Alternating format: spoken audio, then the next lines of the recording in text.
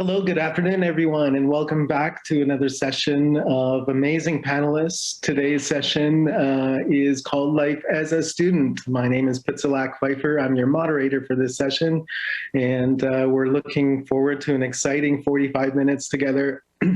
There are quite a few of us today, and we're hoping that we can get through some of the important conversations that we're going to be having about life as a student. And so just a reminder for those that are watching this panel discussion, there is a chat function, and that gives you an opportunity to ask any questions or add any comments. And we encourage you to start writing them down now if you have some in your mind. And so that we can, incorporate your comments or questions to the panelists. So without any further ado,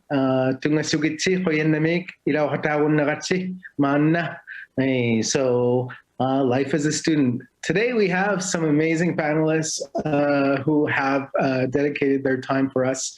And so we have Travis Ford, Matthew Pike, Brian Poddle, Stephen Lonsdale, Jay Lynn, my gosh, Jay Lynn, who's been so amazing.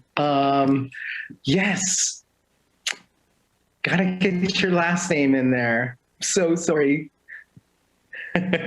So my apologies, I don't have your full name on there, but that's no problem. You'll get to know who everyone is. So, Jarrett, thank you. Jalen, my apologies.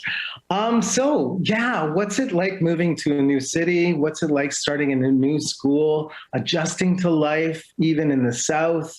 How have you dealt with homesickness or finances or housing? But really, this is an opportunity for you to share also what you want to share with everyone in the audience. So I think we can start at the top. And I think I see Travis Ford. Thank you for your participation this morning. Please continue with our current topic. Thanks. So are you looking for another introduction?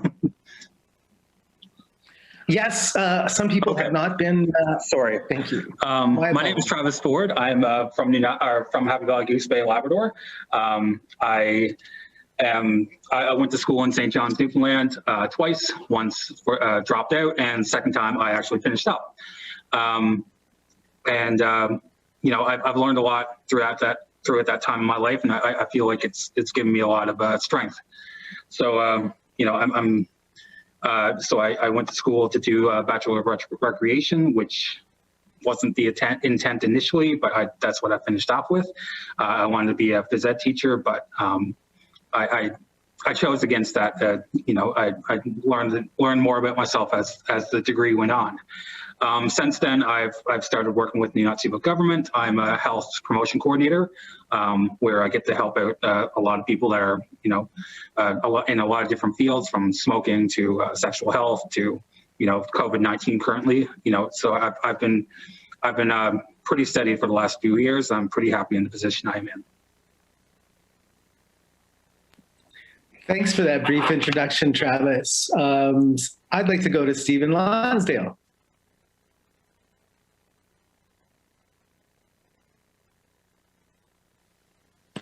Thank you, Bitsula. Did you want this just as a short intro? Well, considering we've only got 45 minutes and there's many of us today, I think it's important to actually get into it. Just a brief introduction about yourself and where you went to school and what you took, and then feel free to add a few comments. Okay. Well, I have. So I'm, as mentioned, Stephen Lonsdale. I am currently working at the Hikatani Inuit Association. And with this story, I guess, or with this panel, like I was having a little bit of difficulty coming up with, narrowing down what to share, because there was so many different things that have occurred. And for the most part, I mean, most stories, I think, for everyone is just going to be words until you actually experience it. So I wanted to focus some of my, storytelling right now on those experiences. So I wasn't sure if this is the portion for just the sharing, or is it just the strict introduction of us? Then we'll move into that later. Again, it's a brief introduction, and considering there's a lot of us, it's probably best to use the time that we have just getting into it. So if you have some preliminary sharings, that would be wonderful, and I can start gathering some of the connections. Okay, so preliminary, it's funny that Travis had mentioned that he dropped out because I did the exact same thing as well. And it was just a matter of timing, really. And so the second time around that I tried it, I was much more successful. And so maybe I'll leave it at that for now, and then I can share a little bit more about those life lessons after the rest of the group has introduced themselves. This is wonderful. Yes, we're already seeing a real strong connection here in terms of having given it a shot, dropped out, but went back into it and succeeded. Wonderful start. Thanks so much, everyone. Jaylyn Jarrett, if I can hear from you, that would be wonderful. My name is Jaylyn. I was born in Ottawa, and then I moved to Nain, Nunavut, with my grandparents, and I lived there until I was 8 or 9 years old. And then after that, I moved to Toronto with the other side of my family. My mom's side is Inuk, and my other side is from the Caribbean, and they live in Toronto. So I moved there. I lived there between the ages of 9 to 17. And when I was 17, I moved to Ottawa to attend Carleton University. And I graduated with a double major in law and Indigenous studies, but I didn't start there. I changed my degree multiple times. And I'm currently still living in Ottawa. I'm working for an organization called Canadian Roots Exchange as a training and development manager. And but I'm currently on maternity leave, so I'll go back next year. And I just applied for my master's, so we'll see how that goes. So yeah, that's a little bit about me. That's wonderful. Thank you so much, Jaylyn.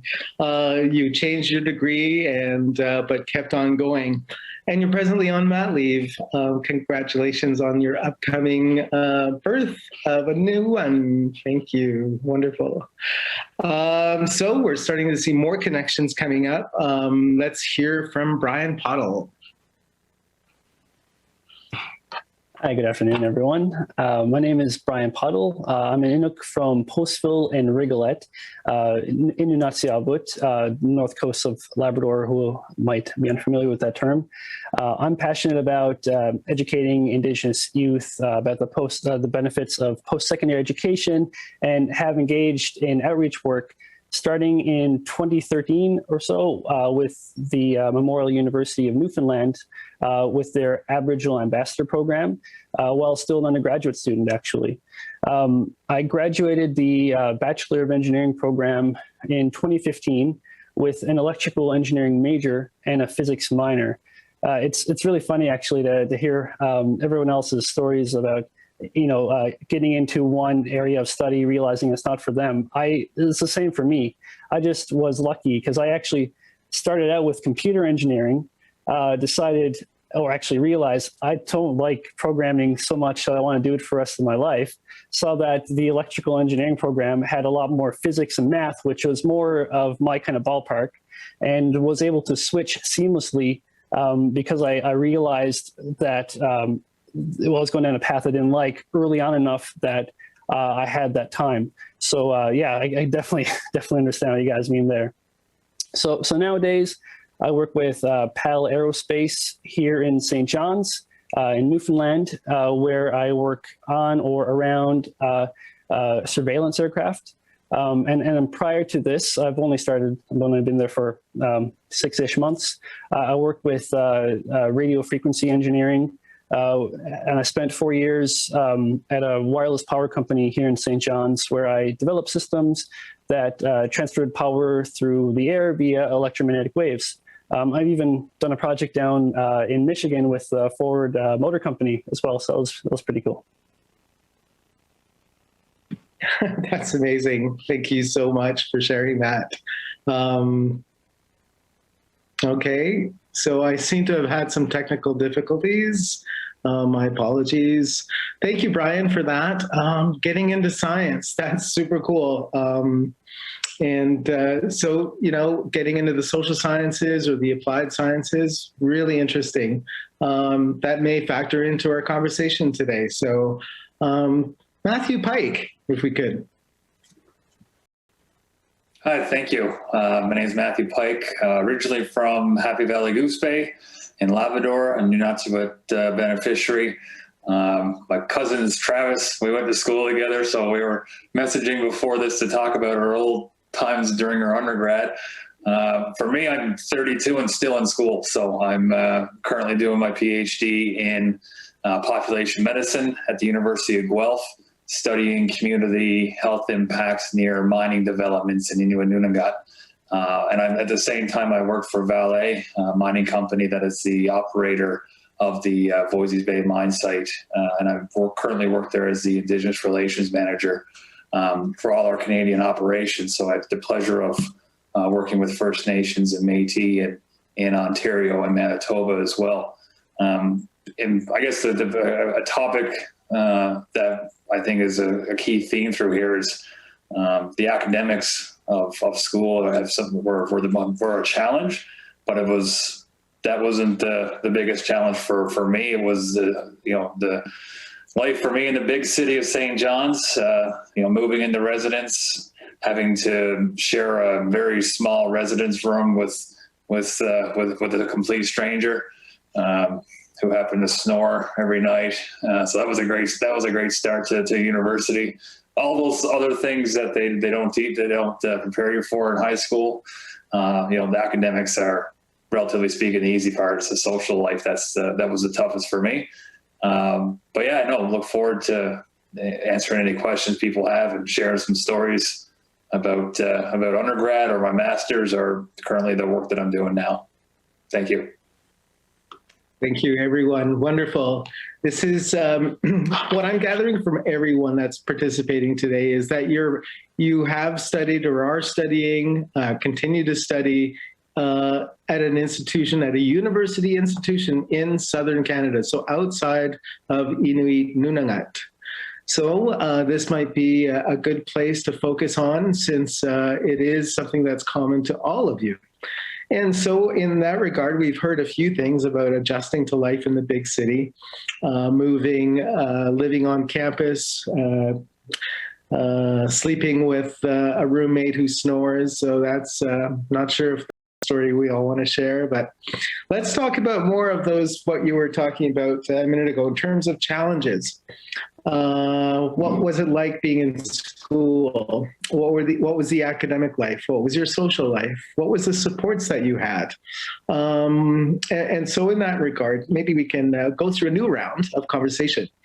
Is there anyone that would like to start us off in those aspects of conversation?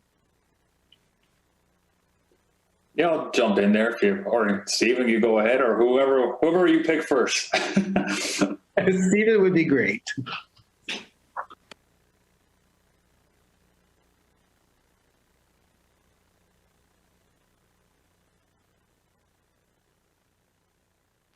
Oops, I'm thinking. See, I was bumped out. And so it looks like Stephen is gone. I'm sure. Oh, Stephen's back. There we go. I'm back. Okay. Hopefully all my work will come through. But again, something that was brought up was the life outside. Like there's the academics and then there's all the challenges within that. But the majority of my challenges were actually outside of school because of the culture shock and the being in a foreign land, essentially. And so there was a lot of different things associated with that, but I think the biggest impact for me was my inability for budgeting and handling money being on my own for the first time. So I just wanted to share a short story about the time that I, of course, spent all my money and I had no food. And I thought, well, there was a place on Bank Street. This is in Ottawa. So there was a place on Bank Street that I knew that sold $1.25 pizza slices. So I took a bus down. I had my bus pass, which was okay. And my stomach was grumbling. And I made it to the pizza shop and I ordered a pepperoni pizza, the slice. And I went through my interactions with I used the Interact. And then I went through the process, punching in my code. And this most embarrassing thing popped up saying insufficient funds. And here I am staring at a piece of pizza, really hungry, and I had to do that walk of shame out the door because I couldn't afford it. And that was my life lesson on becoming really good at budgeting immediately. So as soon as I did get money, of course, the next day after calling mom, I went straight to the grocery store, and that was my routine. Every single time I got money was shop first for groceries and do all the other stuff later. And honestly, that has been told to me many, many times, but until you have to do that walk of shame outside the pizza shop, life needs to kick your ass really until you become good at something. So I'm not necessarily great at budgeting, but I'm no longer horrible. My gosh, I think it's definitely something we can all relate to. I was going to college in London, Ontario, and I had very little money, so I got an extra large pizza, and that's all the food I had. And I ate 9 slices, and it just so happens that the pepperoni was tainted. So 2 days of suffering. So thank you so much for sharing that. It's hard lessons. It's a great theme. Thank you so much. I'd love to hear from Jaylyn again. Thank you. So when I went to university, I was about 17, 18 years old. During that time, I was going through a lot, I think as most 17, 18-year-olds are. I was really lost and just trying to find myself. At that point, I had been away from my family, from my grandparents for about 8 years. So I was kind of getting pulled further and further away from my culture and my grandparents. I'm really close to them and they were really special to me. So that was really hard. And also, so when I went to university, I was surrounded by a lot of Khlunak students whose realities were just very different than mine. And I think that kind of made me feel a little bit isolated at times. And then at the same time, I was trying to balance, dealing with toxic family and feeling depressed and feeling isolated. So it all kind of hit me in the beginning all at once. And also I was going to university because, it was kind of okay, I'm just going to go. I didn't really understand what I was getting myself into academically. It was a whole nother world for me, I guess you could say. And then plus learning how to budget, and then, being around a lot of drinking, a lot of smoking, and trying not to use those to cope, I think, in my first couple years. Obviously, falling into the trap a little bit. And then after a while, I think what I had to do is I had to find a little bit of peace with being alone and being lonely. Sometimes it's not a bad thing to, just do your own thing and to figure out what works for you and to find yourself. I think everybody has to be alone, but just because you're alone doesn't mean you don't have to be surrounded by people in some type of way. In the last session, I was saying that it's really important to find a community of people. And that's one of the reasons I came to Ottawa, was because, I was born here and I have family connections. So, I would walk around and people would come to me and ask me if I was North Ingletuck and stuff like that. So people knew who I was. And there's also a lot of supports here too, in Yucatán and all these different places I had been to. So I tried to use those supports and use community, because community is family at the end of the day, right? So, yeah, I think those are my struggles in the beginning, which I worked through, but it didn't happen overnight. It took a long time. And I honestly didn't figure it out till my last couple years. So Wow, such important messages and such bravery for sharing this openly with everyone. Really, really getting honest, and that's what I'm really hearing right now is honesty. And so you're also sharing about solutions and finding community and finding supports. That's certainly something that we need to touch on in terms of ending this conversation, but you've already started. So Travis Ford, I know we have some comments from the audience, but I'd love to hear from Travis. The transition to university and college was a pretty one I didn't really think was going to be that hard. Like I went to St. John's as a student, so the first time I went there to go to college to do software, work in software. I didn't appreciate how hard it would be to transition. I've been to St. John's many times in my life. I was pretty familiar with the place and what it had to offer, but I didn't consider the day-to-day things. Going to and from school and grocery shopping and busing and transit and recreation. That's a big part of my life, and just lifestyle in general. So it was humbling to kind of deal with that. The second time around, I learned a lot better. I learned, I guess the second time around, the biggest mistake I made was buy a new car before I went. Don't do that. Buy something you can afford that you don't have to make payments on. That's about the biggest mistake I made for my second time around. But the second time around, I was more emotionally mature. I did a lot more research into where I'm going to live, who I'm going to live with, what kind of courses I'm going to have. Like, people brought me around school when I was there, give me a tour of like the routes and all that stuff. It was, the first time I never respected how hard it could be. And the second time, I was certainly more, in tune with what the expectations was and how to deal with that. Otherwise, it was a hard transition because, St. John's is what I come to realize a lot bigger than Goose Bay.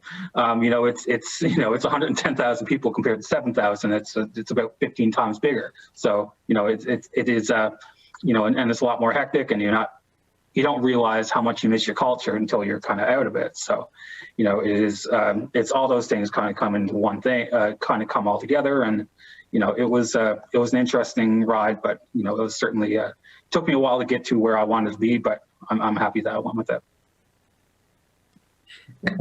Don't buy a new car if you're in school. Okay. No, don't do it. Travis, thanks so much. Well, wonderful points that you're bringing up about emotional maturity and not respecting the reality of the position you're in. And so that's so wonderful. Now we've heard some of the aspects and challenges around outside of the academic life. But maybe we can hear Matthew next if he wants to chime in on that, and then we'll hear from Brian. I know there's some comments from the audience. I'd love to hear what they are after we've heard from Brian. So Matthew, if you could. Okay, I didn't know who we were going to next. That was Travis and Jalen and everyone. Like, I think we've all went through those original university days, and I lived in a residence of 100 students, and every residence was sponsored by either Molson or Labatt. Every Friday there'd be 100 dozen beer delivered. It was tough because it was these residents against each other, and then there's these 1 a.m. hockey games and res battles and all the social aspects. And I don't think there's too much froshing going on since I've been in university, but that was brutal, being woken up at 3 o'clock and, made to go swim in a pond because you're first year, and all that stuff was tough. And then somewhere, get into the academic life, but once at some point in university, you got to focus on the academics. And for me, it was the adjustment was socially was my biggest thing. But if you want to touch on the academics, it's not like high school where you might build a bond with your high school teacher for grade 10, 11, 12. They might be they're a community member, there's someone University professors tend to be a bit more cold, and you're in, out, you're expected to transition from being a teenager to a young adult and over the summer before university. And the expectations given to you that, what you used to be a 90% mark in English class in high school is now, 50 or 60 in university. So that was a tough transition. I thought about dropping out in my first semester because like my first grade on my first German class test was 15. So I had to figure that out pretty quick, and thankfully I put more work into academics than I ever did, and ended up scraping out a 55 overall in that German course. So I thankfully stayed in, but I never, like Travis said it so well, never had the emotional maturity to do what it takes to go sit in the library or to treat school as a full-time job. Now I'm doing my PhD, so obviously I like academics, I like research, and it's a different ball game altogether. But developing that emotional maturity and treating your undergraduate degree and subsequent degrees as a full-time job, if you're not working, is very useful. And take advantage of the supports. Universities, there's other Inuit at your university likely. If you're in St. John's, Ottawa, Montreal, I would assume that there's other Inuit, perhaps Inuit societies. But at Memorial University, definitely the Aboriginal Student Center was very helpful. Meeting other Indigenous students at campus was very helpful. Take advantage of the supports. And for academics, take advantage of the library. I was too proud to go to a librarian and say, I need help with writing skills. And actually wasn't until this past November, 3 years in my PhD, that I finally took a writing course to fine-tune my writing with the librarians at the University of Guelph. And I shook my head afterwards. I should have done this 10 years ago. So take advantage of all the supports that are available, because there's plenty out there. Thanks so much, Matthew. Emotional maturity, respecting that. Hopefully that unfolds quickly and less painful for some. So Brian, life as a student, moving into a new city, adjusting to life in the South, homesickness, finances, housing, the social side of life as a student. How was it for you, and what can you share with everyone? Thanks. Yeah, so one of the biggest things that I found when it actually came to starting my courses and getting into my program was, you're different in the sense that you come from a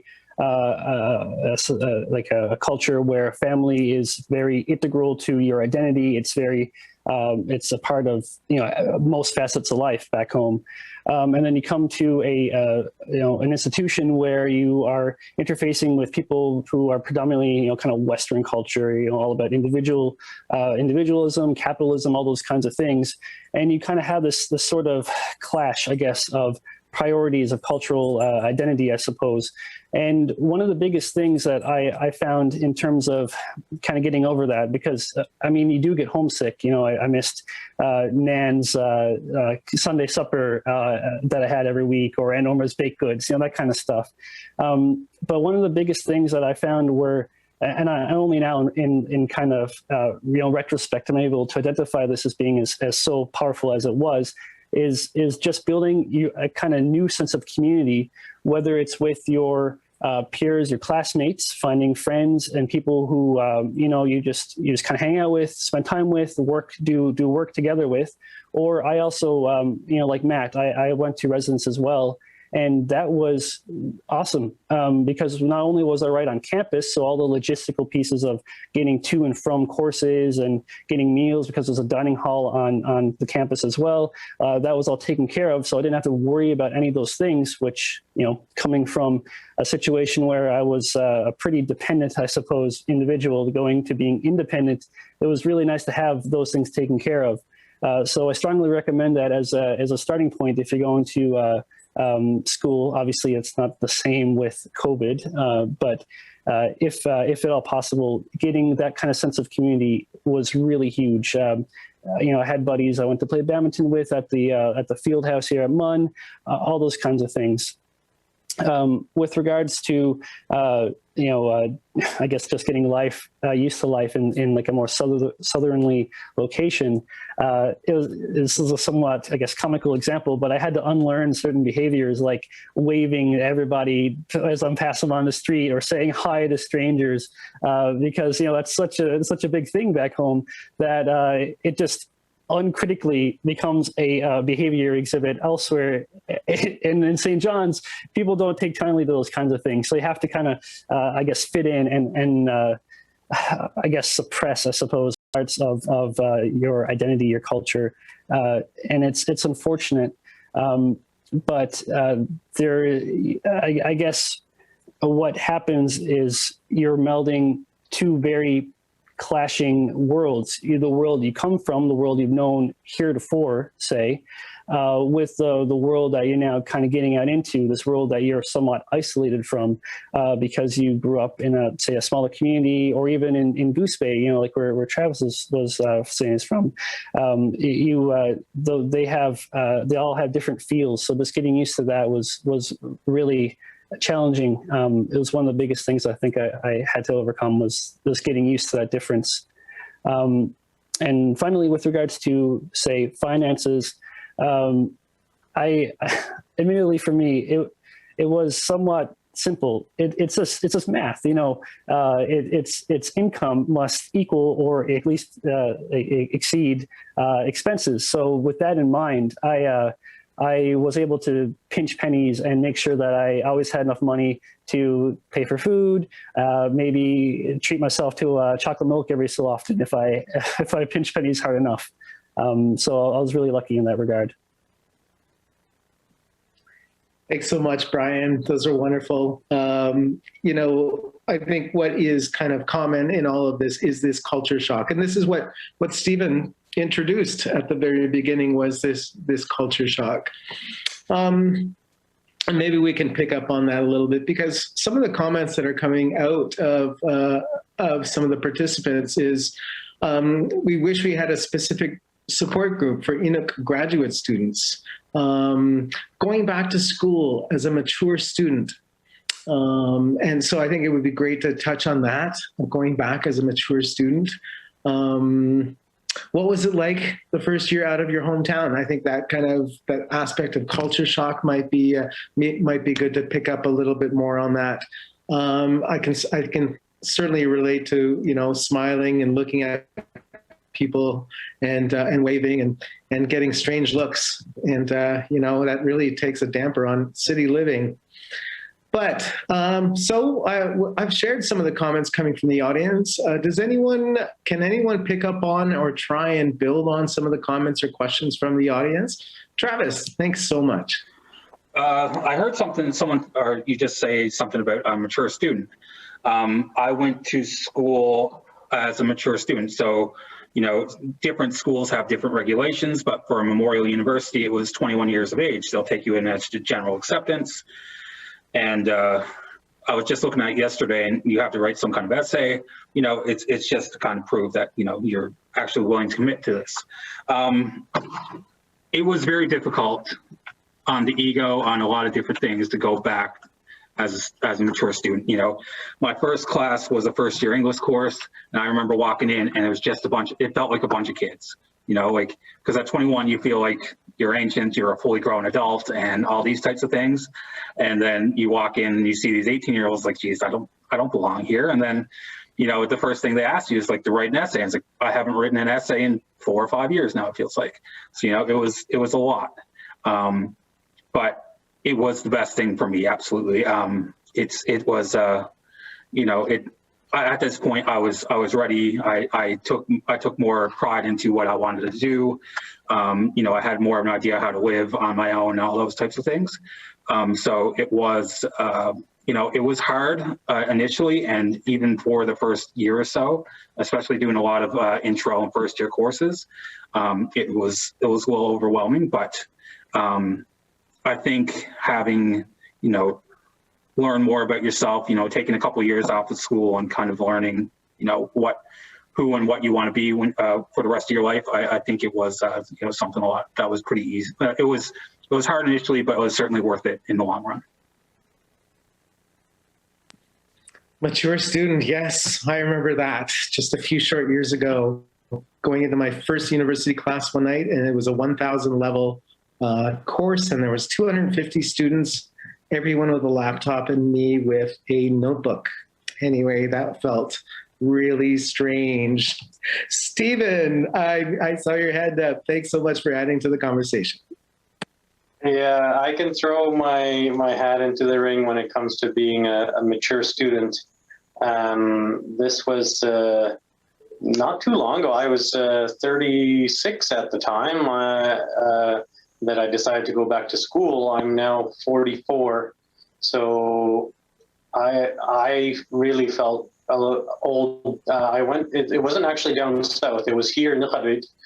So that part was not as difficult, you know, going to school in your hometown, which is very comfortable. But I was taking environmental technology, and I was with students that were fresh out of high school. So it does hit your pride a little bit, but it's all your pride. It's like you're there for education. You're there to better yourself. And just because you're with a kid that's 17 doesn't make that experience any less valuable. So I quickly just got rid of that kind of bad attitude. But when I look back at when I was in high school, when I went to Algonquin, and also even when I went to Nunavut, Sivuniksavut, I never really applied myself. So my marks were okay, some were kind of crappy, but for the most part, I just did enough to pass. And then this time around, I applied myself as if it was a job. I'd get there before everyone else. I wouldn't leave until 5 because that was my attitude, is what I've been working, you know, for the majority of my life now. I'm going to apply this same technique. And my marks reflected the work that I put in there. Treating it as a job, my marks skyrocketed. And I look back and my intelligence level has not changed since high school, but the discipline has. So that discipline jumped my marks up immediately. And I was like, wow, I didn't know that maybe I could be this smart. And it's not a matter of, you know, of your IQ. It's a matter of kind of putting in that work. So it was quite the change for me, but coming in as a mature student, it was just, I had to do well. Otherwise, you know, the sacrifices I'm making and the decisions I'm making are going to have repercussions. So I can't really drag my feet on this. So I came out the other end just feeling really good about myself, thinking, you know what, I am a little more capable than I thought I was. Thanks so much, Stephen. Everyone, we have about 10 minutes. I would say 10 minutes to 15 minutes or less. We are able to go over a few minutes. It's 1:56 now. I think we're at our last round, and I think the last round should be about, you know, what advice would you give to people who are watching this, especially to perhaps high school students? What advice would you think about giving in deciding to go back to school? Just as a recap a little bit, we've heard a lot of great advice already in terms of find your supports, understand that you're going to make mistakes, understand that there is an amount of growth that's going to happen for you either by choice or no choice at all, either through bad decisions or decisions that could be improved the next time, i.e. money, so you don't eat pizza or you can't eat pizza that you don't want to. So budgeting, we've heard about advice on budgeting, being away from culture. That is so important to really recognize here. And that goes to that point about needing to find that support. So I think what I want to do in the last round here is that there's still another half of our panel that hasn't chimed in. But please, I'd like to give the last word to Jaylyn, if we could, please. And so that leaves Brian to give us a few thoughts as well about advice.